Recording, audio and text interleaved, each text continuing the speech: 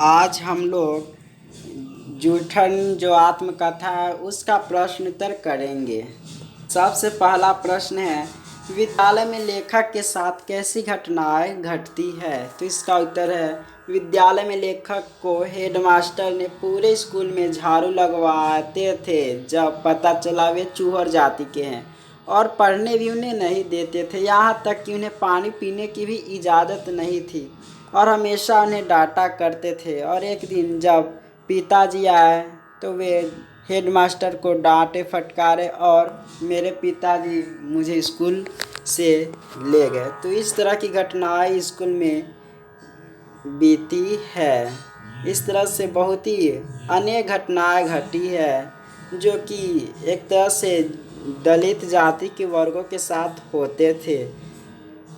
दूसरा प्रश्न है, पिताजी ने स्कूल में क्या देखा, उन्होंने आगे क्या किया?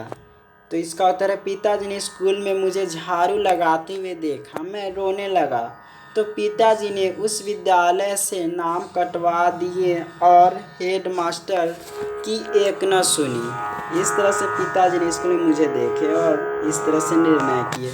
तीसरा प्रश्न है, बचपन में लेखक के साथ जो कुछ हुआ, आप कल्पना करें कि आपके साथ भी ऐसा हुआ हो। ऐसी स्थिति में अपने अनुभव और प्रतिक्रिया अपनी भाषा में लिखिए। तो इसका उत्तर है, मेरे स्कूल में भी मेरे साथ ऐसा ही हुआ था। शिक्षक ज़बरदस्ती तो खैर नहीं करते थे, सभी को मिलकर साफ सफाई करने के लिए कहते थे। हाँ, मुझे भी थोड़ी ऐसी अनुभव हुई थी, पर मैं भी कुछ आगे बढ़ चुका हूँ। तो इस तरह की अपनी प्रतिक्रियाएं है। चौथा प्रश्न है, किन बातों को सोचकर लेखक के भीतर कांटे जैसे उगते हैं? तो बचपन में उसकी माँ भोज के पत्तल पर खाना खाती थी। अब सुरेंद्र आया तो तारीफ कर रहा था खाना के बारे में, यानी कि उसको अब अच्छा खाना का अनुभव नहीं होता है। यही बात सोचकर लेखक को कांटे जैसे अनुभव होते हैं कि मेरी माँ नौकरानी थी उसके घर पर जो जूठा भोजन खाते थे, अब वे मेरे ही घर पर खाते तो इतने तारीफ कर रहा है। तो यही बात को सोचकर लेखक को भीतर कांटे जैसे उगते हैं। पांचवा प्रश्न है, दिन रात मर खप कर हमारे पसीने की कीमत मात्र, फिर भी किसी को शिकायत नहीं, कोई शर्मिंदगी नहीं, कोई पश्चाताप नहीं। ऐसा क्यों? सोचिए और उत्तर दीजिए।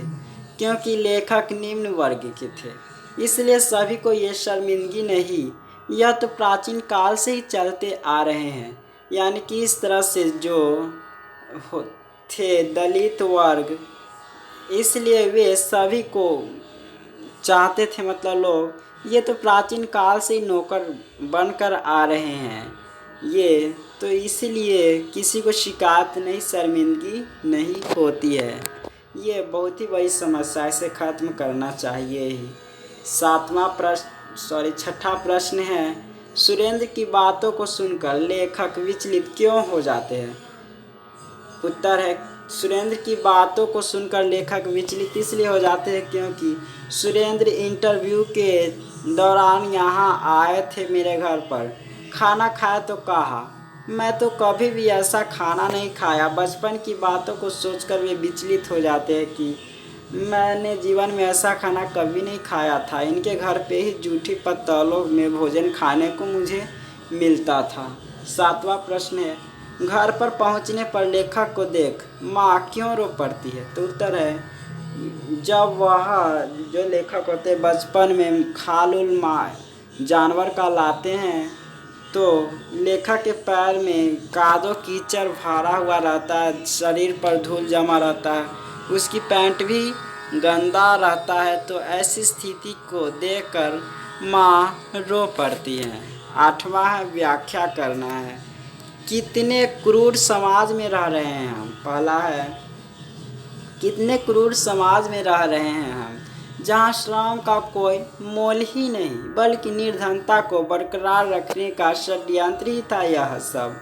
यानी कि इसका होगा। जब मवेशी मर जाते थे तो हमसे ज़्यादा बेवजह उससे उठाने के लिए कहते थे और पैसा भी नहीं देते थे। इस तरह से ये सब निर्धनता को बरकरार रखने का षड्यंत्र ही यहाँ सब है। जब मर जाते तो मेहनताना भी नहीं मिलती थी, बेवजह मुझसे काम करवाते थे। तो यह सब है निर्धनता को बरकरार रखने का षड्यंत्र। 9वां प्रश्न है, लेखक की भाभी क्या कहती है और उनके कथन का महत्व बताइए। तो इसका उत्तर है, लेखक की भाभी कहती है, माँ जी इससे और ऐसी काम मत करवाइए, हम लोग भूखे रह लेंगे। यह बात मेरे कानों में अभी तक गूंज रही है। जब मैंने जो खाल मवेशी का लाया था तो पैंट में गंदगी, शरीर में धूल, ये सभी देख कर भाभी बोली, सीन से और ये काम ना करवाइए, हम लोग भूखे रह जाएंगे। तो यही बात उनके अभी तक कानों में गूंजती है। 10वां प्रश्न है,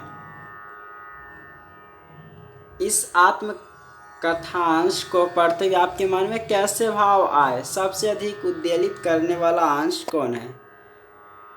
तो इस आत्मकथांश को पढ़ने में हमें ऐसे भाव आए हैं कि लेखक के इतने सारे बीत गए, इतने कष्ट काट कर आज इतने बड़े लेखक बन चुके हैं। तो हम लोग साथ भी कभी न कभी इस तरह के परेशानियां होती रहेंगी, चाहे और कुछ परेशानियां तो बदलते ही रहते हैं। तो इस तरह से परेशानियों से ऊपर हमें भी बढ़ना चाहिए।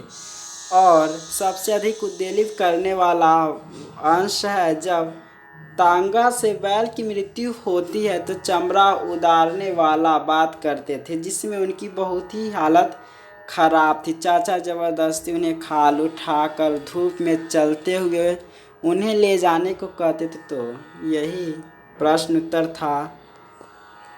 धन्यवाद। कल हम लोग जानेंगे और नई कविता के बारे में।